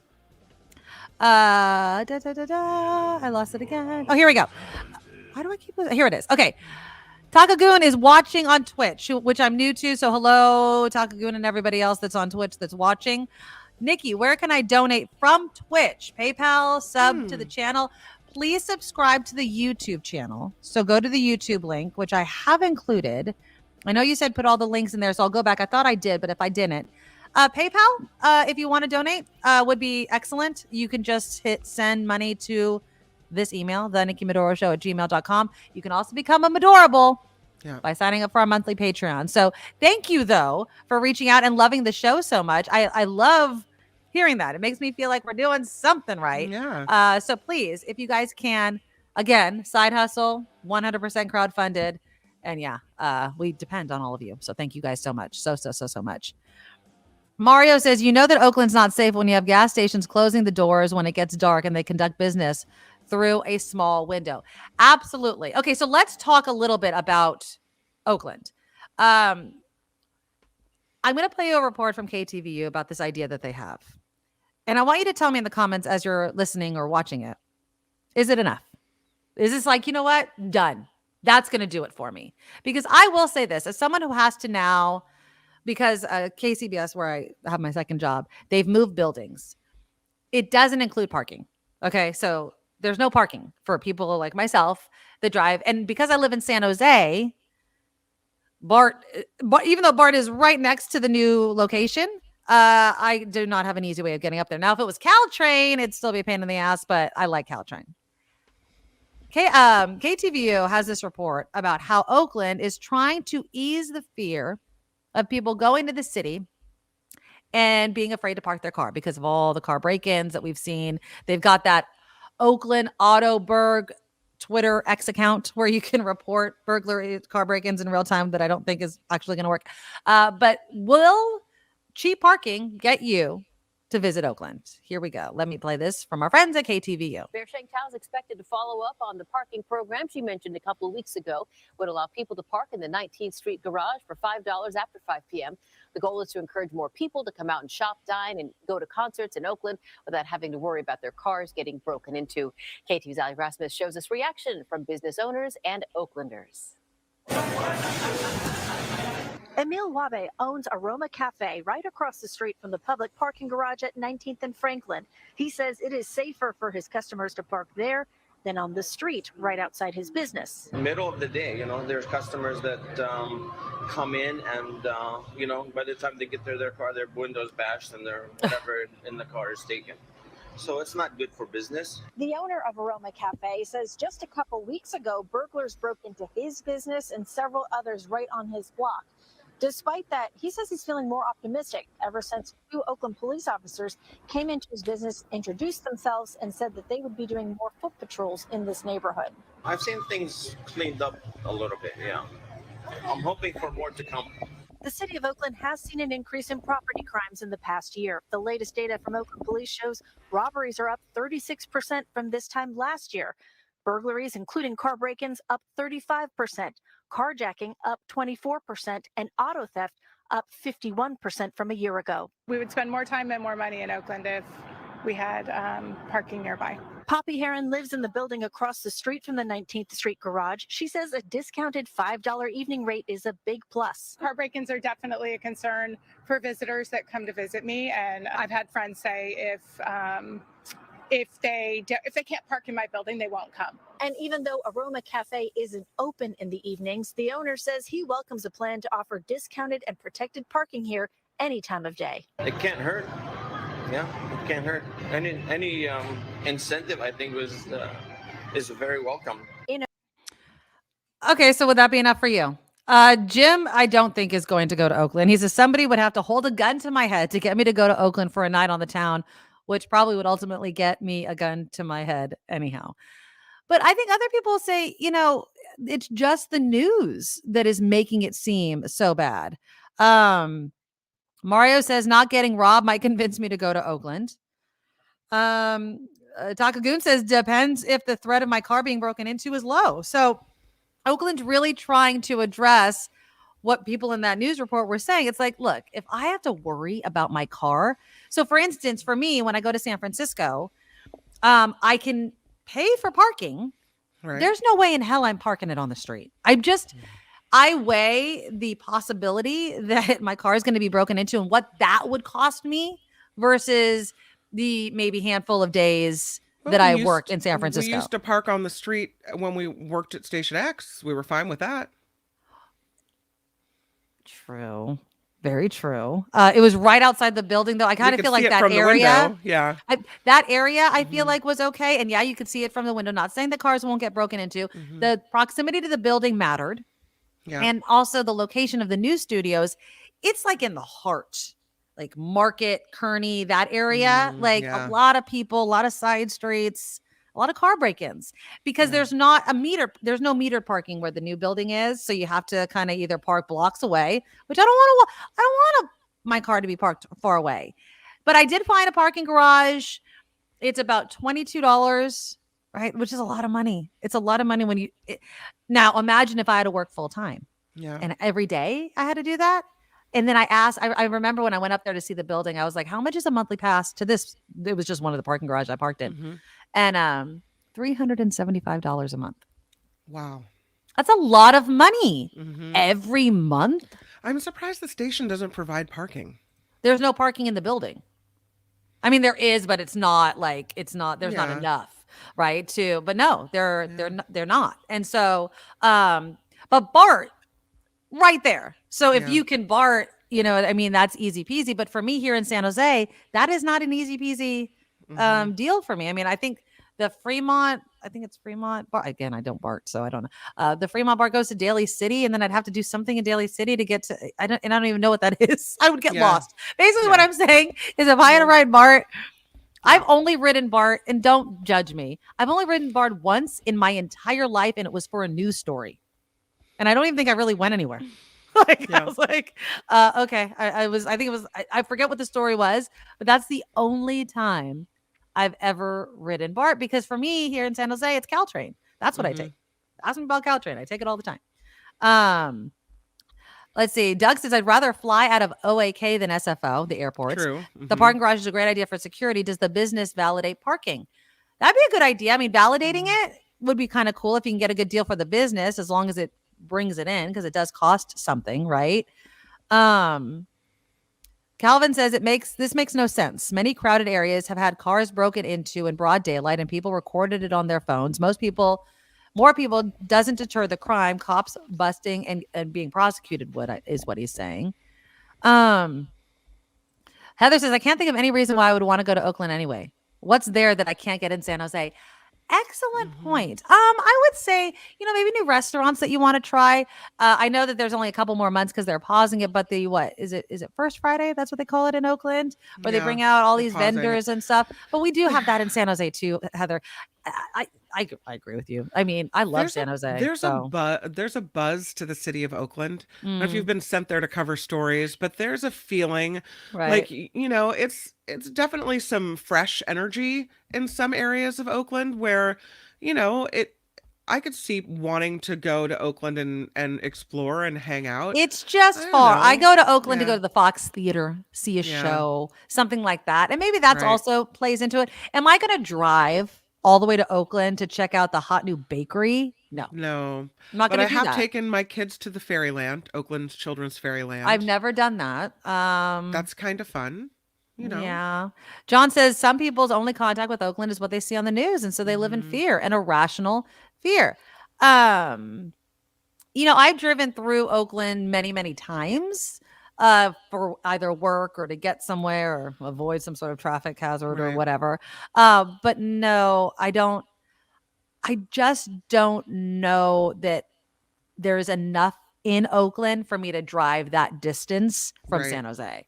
Now, if I was in San Francisco, which again, you're in San Francisco, why would you go to Oakland? But if there was something across the bay that I wanted to do, I could see that. Or if I'm in Berkeley, or you know what I mean? Like if I'm in like a closer city and there's something happening, I could see something like this working.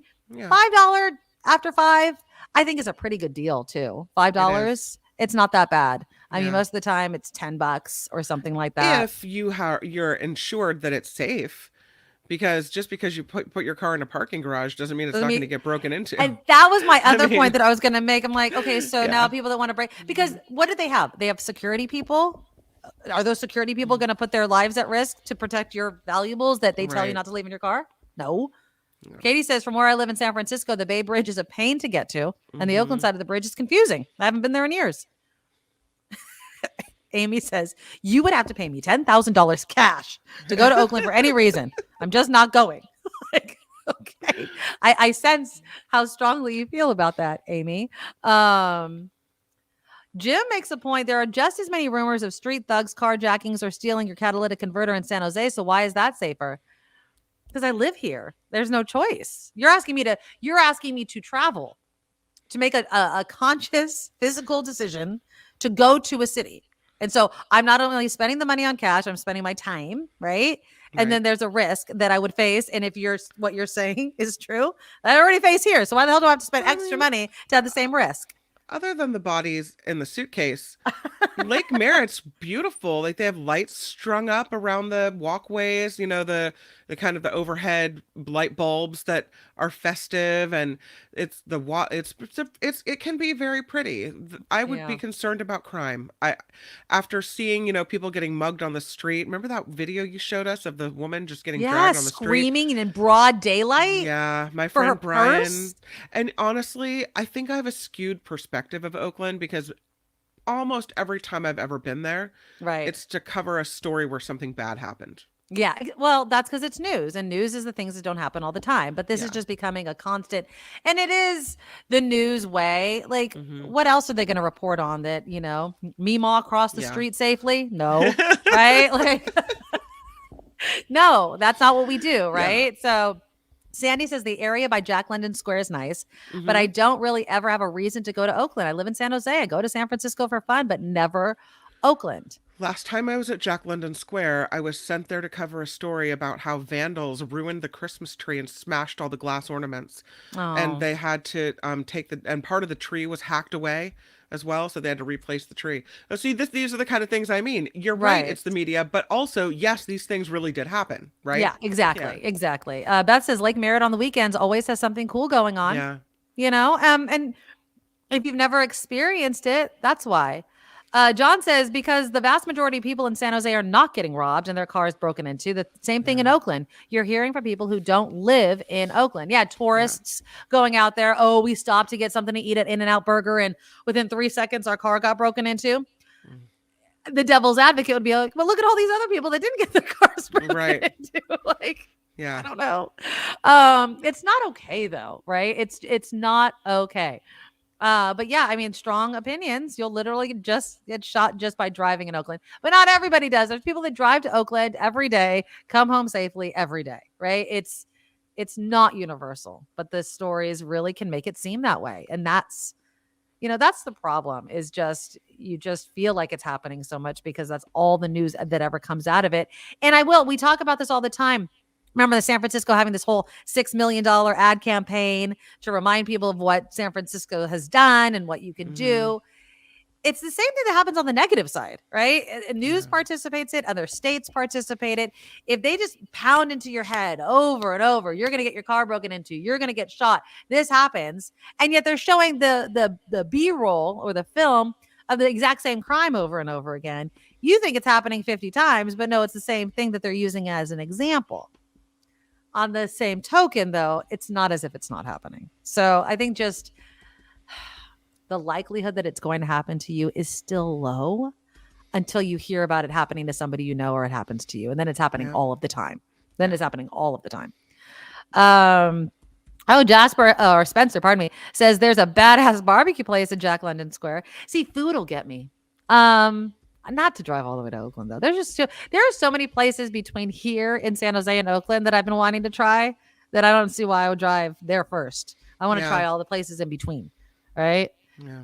Now, if there were a McCooney's I've driven Oakland. Concord. I'm telling you, people.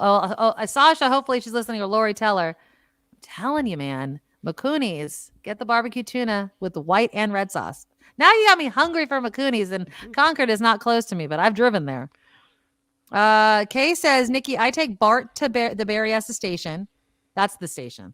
And then the bus to Diridon to go to the Sharks game at the SAP. See, that's a lot of stops. I'm lazy. How long does that take? 2 hours, maybe? Does it take 20 minutes by car, but an hour and a half by BART? I mean, that's great and everything, but... Well, she's in Santa Rosa, so Kay in Santa Rosa takes BART to Berryessa, and then the bus to Diridon. We don't have BART. Well, she has to take BART from somewhere, so maybe... She has to catch it in San Francisco then, or on the other side. Yeah. She can't catch it from Marin. She's got to go over the Golden Gate Bridge or over the Bay Bridge to get BART. That's a pain in the ass. Yeah. And the whole BART to San Jose, I mean, they're digging up the streets and have this whole thing, but of course it's delayed and over budget and always the same. But Calvin, I do plan to go to Copita. We talked about it last Friday. The new rooftop restaurant in San Jose. I want to check it out. They better have heaters, though. I hate being cold. I think it's open, or it's about to open. I want to check it out. I definitely want to check it out. I love rooftop areas. I think it makes everything so much more fun. So... Ooh, Kay's gone to adult night at the Children's Fairyland. Have you ever done that, Kim? No. I don't know if I would. Well, I'm sure it's geared but I'm sure it's adults. fun. Yeah. Yeah. So I don't know. I mean, we'll see how successful it is. Maybe if I were single, ready to mingle. Somebody also said that the Oakland auto burglary Twitter account, it stopped after a day. I think they were only going to do it. I think they were only going to do it for a weekend because they wanted to see what kind of response. So the last tweet was, "Thank you, Oakland, for your participation in our auto burglary suppression investigation. We are deactivating this account until further notice." Okay. Yeah. It lasted a day. Just pick up the phone and when people dial 911, quit trying to be cute, somebody says. Yeah. That's hilarious. Yeah, the fact that it lasted a day is pretty sad. Maybe people just didn't use it. Okay, well, that was that idea. They're throwing everything at the Or maybe at the it wall. was a bunch of there's a car burglary, but there really wasn't. People messing with them. Yeah, like inundating them with stuff. Mhm. And again, I feel like you just have to have 911 dispatchers and you have to have enough police. And again, like I mentioned, we talked about the Twitter account, bait cars with trackers and police nearby. You have to catch these people in the act. Don't ask me. I'm not a cop. No, thank you. Okay, we have a couple more minutes of the show. And so I want to also touch on this last story, something completely different, from the people out in Florida. I will say this. I don't always agree often at all with Florida and the decisions they make. This one I'm mixed on, and that's why I wanted to talk about it. A Florida school district banned cell phones. Now, I don't know what the rules are at your kid's school, Kim. At my kid's school, they can have the cell phone, but they can't have it on. If they have it on in high school, it has to be like in a cubby. They can't take phone calls or things like that. So basically, like before school, after school, and I guess, God forbid, there's some sort of emergency, you can grab your phone, right? But most of the time, it's in a cubby away. They can't be on their phone in the classroom unless the teacher allows it. And for Dylan, it's not allowed until during school hours. I do not believe that he turns it off, and he doesn't turn it on until basically after school. But this Florida district banned cell phones. Timber Creek High School in Orlando is one of the schools that's banned cell phones. And there's been a mixed reaction to it. So there's a new Florida law that requires public schools to prohibit cell phone use during instructional time, block students' access to social media on the district Wi-Fi, and requires schools to teach students about how social media manipulates behaviors. My kids have that too. There's like all these, meetings and stuff like that. Now, of course, there's some good aspects of it. One person was saying, kids are focused on learning. They have conversations. They look at you in the eye. There's less bullying, right? Because of, the lack of social media and things like that. But on the other hand, there's problems with it. Some people don't feel as safe, right? They want to be able to contact their parent or somebody immediately if something happens. Other students say the school seems prison-like. To call parents, they need to go to the front office and ask for permission to use the phone. Oh, like the olden days. Right. Surveillance has been intensified. Now, this is the part that I was like, what?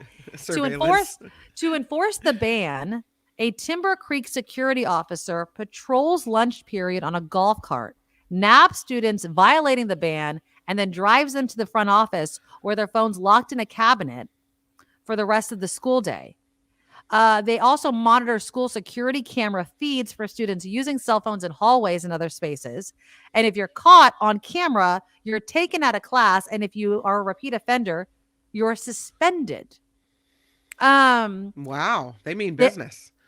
Some students describe it as regressive. They say they can't use their cell phones to check their class schedules during school, take photos of their projects in art class, find their friends at lunch, or even add phone numbers of new classmates in their contact lists. So they're not supposed to bring the phone to school at all? Well, or use it at all. Yeah. Okay. Do you think that we have turned the corner on the necessity of a student having a cell phone with them at all times? And my first thought, of course, tragically, is school shootings. Yeah. If my kid needed to reach me, if something's going on, if I want to know, is she okay or he okay? Those sorts of things. Is the fear of something going wrong at school enough to justify always having it on? I don't think so. At Petaluma High, they have these little it looks like a shoe holder, right? Yes, my daughter has that in her Yeah, classroom. and you slip your phone into the pocket. Yep. And you can see all of them in the class. So if one's missing, then you know. Now the phone doesn't have to be off, and Julia has an Apple Watch. See, that's how they get around it. So, I mean, all she has to do is look at her wrist if a text is coming through, right? Right. But yeah, Chris says, I'm surprised smartphones were ever even allowed. I don't have a problem with them putting it in the pocket. I don't even have a problem with them saying no phones at school. That's it. So, okay. So that's what I was really trying to get to. Do you think that we should just be like, you cannot bring it to school? If you have it, we're going to confiscate it and your parent has to pick it up. It's a total and complete distraction. You know, I mean, it's true. There's less socializing happening because people are looking at their phones and texting and snapping and doing whatever. Right. And so, yeah, there's less, look me in the eye and talk to me about something. Or, I don't have a problem with it. I love Spencer's like, when I was bored in class, I just stare at the upper wall. Yeah. I will say this. I mean, even outside the classroom, just being in the car, right? Yeah. Like not having something to look at. Remember like they used to make board games made specifically for cars, right? So like you would be able to do that, or you'd figure out some sort of game. So the game that my family used to play all the time was, we would play this initial game where you had to guess the actor or actress based on the initials. Right. You would play it 4 hours. Like it was just, it was a game that we would play. And now you can watch a whole entire movie. Right. Like I know it started in my household. We had what's really funny during, when grocery stores have the Monopoly game, they're doing it right now where you can get things. Yeah. We actually won a portable DVD player one year. Years and years ago. Yeah. And we still have it. But I remember I was like, oh my God, this is amazing because the kids can watch the movie. And this was, I know now cars come with DVD players. Right. We've never had one of those. But, it was awesome because they could watch a movie. It made it nice.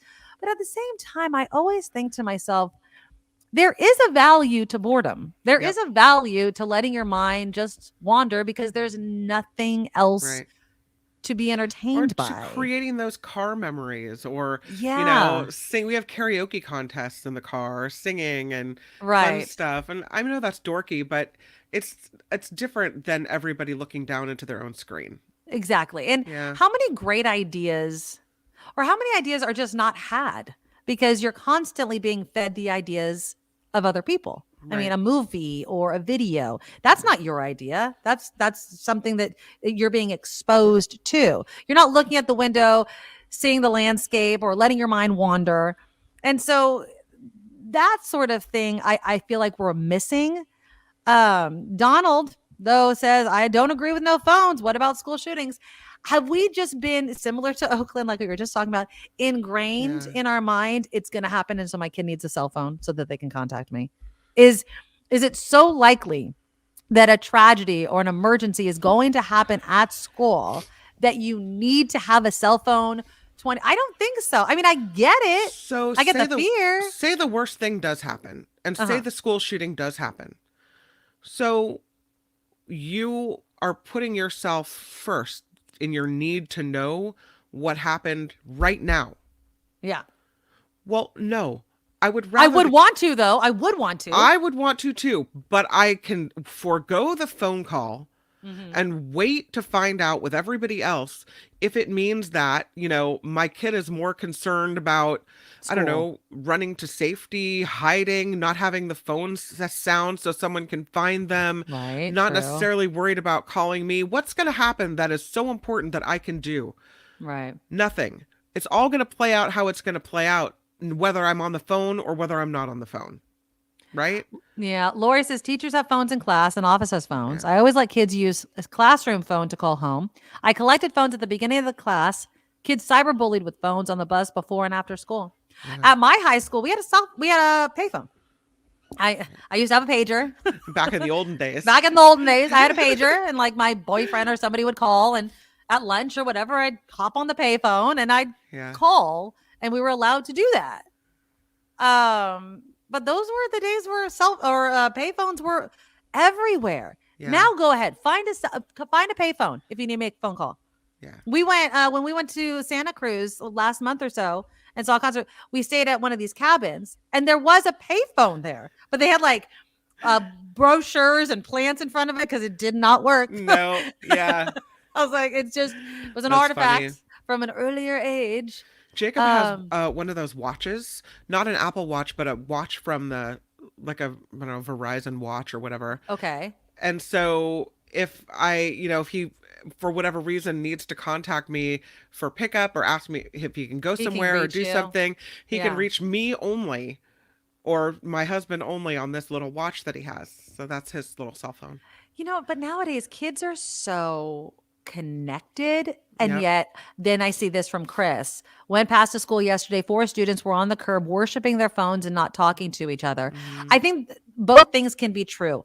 I never, and this is just, obviously it matters your personality, but in high school, I also went to an all-girls school, but I never interacted with boys in a friendly way, like as friends, as much as my daughter interacts with boys in a friend way, not a dating type of way. Like last night, I had boys at my house and girls, like boys and girls, and they were having a great old time. They were watching a movie. They were playing around. And I was like, freshman year. I mean, I had guys that were friends, but like freshman year, and they talk. And they're always on their phone, but they interact all the time. Right. And I know that that's a way for them to communicate. There is something. Have you heard of Life 360? I want to say yes. Is it a picture thing? No, it's a tracking thing. Yes. That's what it is. Yes. They track each other. There's I understand parents, but they track each other. They're like, oh, are you coming to school? So the other day, there was a miscommunication. Say hi, Dylan. Hi. Hey, Dylan. Happy Halloween. Say happy Halloween. Happy Halloween. Your cone was awesome, buddy. She says your cone was awesome. He's but like there was a miscommunication the other day where my husband thought that my friend was taking my daughter to school. Yeah. And I was in San Francisco, and then my daughter's texting me like during my 1-minute break, who's taking me to school? Because nobody's here to take me to school.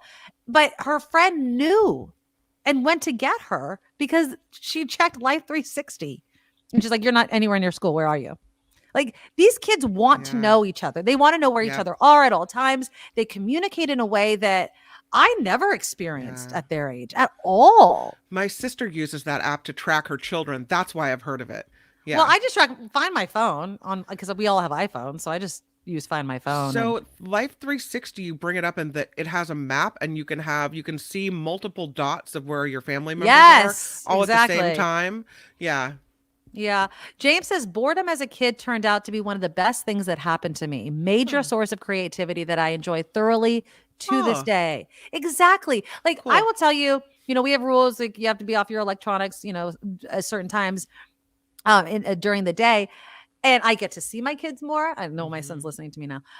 They want to hang out with me, right? Like all the things the parents bitch and moan about. Like my kids don't want to hang out with me. They don't want to watch a show with me. I can't talk. Take their electronics away and they will instantly, magically find you. It's true. Like, okay, I can't do this. I can't watch Netflix. I can't, do whatever. So I guess I'll talk to the human beings that gave me life. Like, it's like, thank you. I love seeing you. You know what I mean? Like that absolutely is awesome. Andrea says, my daughter at Chico uses Life 360 to keep track of friends at parties to keep each other safe. Oh, it actually saved one of her friends who passed out. Oh, wow. Wow. Yeah. That's amazing. I mean, that is so that it's a double-edged sword. You know what I mean? So I get Florida and other states wanting to take the cell phones out, but there has to be a balance. You just have to find the balance sometimes, like there has to be a way for kids to communicate, interact, but that it doesn't turn to bullying. It doesn't take them away from their schoolwork. Right. Sandy says, when I was in school, we got in trouble for passing notes. Now it's okay to have a phone in class. No. Doesn't seem right to me. Kids are in school to learn not to play with their phones. I remember in high school, my best friend and I, we were kind of genius if you ask me. We had a notebook. Like it was like a big thick notebook.